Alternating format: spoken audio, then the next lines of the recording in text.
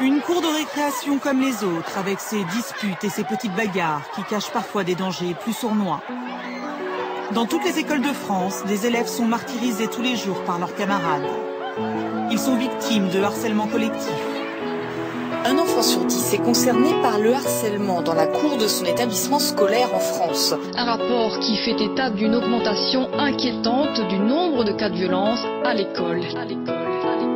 Petite Émilie, 6 ans et demi, est l'unique fille d'une famille reconstruite. Une mère pour qui elle est toute sa vie, et un beau-père qui l'aime comme si elle était de lui. Si gentille, si belle, des yeux qu'on sorcelle. Pour toute sa mère, elle en était la prunelle. Elle ne pouvait pas vivre l'une sans elle. Leur relation était devenue plus que fusionnelle.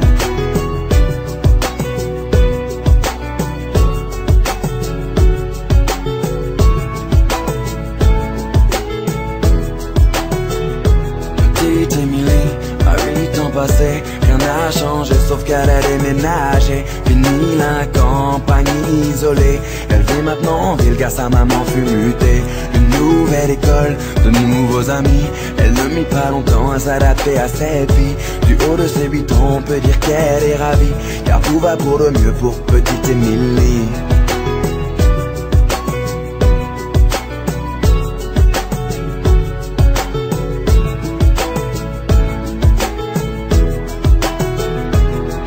Émilie, à 10 ans, était devenue une petite fille comblée. On peut dire que l'école lui plaisait. Bonne élève pour maman, elle en était une fierté. Un peu rondelette, de bonnes petites joues. Elle essuie les critiques de quelques jaloux. Devant les profs, ils l'appelaient bouffe-tout. Mais ce ne sont que des enfants après tout.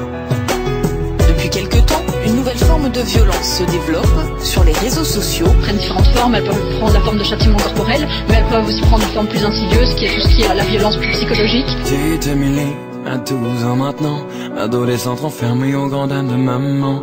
Fini le joli visage souriant, c'est une petite fille maussade qu'elle est devenue à présent. Faut dire qu'au collège, tout avait changé. Trop d'élèves ne faisaient que de se moquer. Partout elle se sentait rejetée, tantôt frappée, tantôt injuriée. Elle se demandait comment faire face. Elle était devenue le souffle-douleur de la classe. Sur les réseaux sociaux, ils l'appelaient la dégueulasse. Des photos d'elle tournées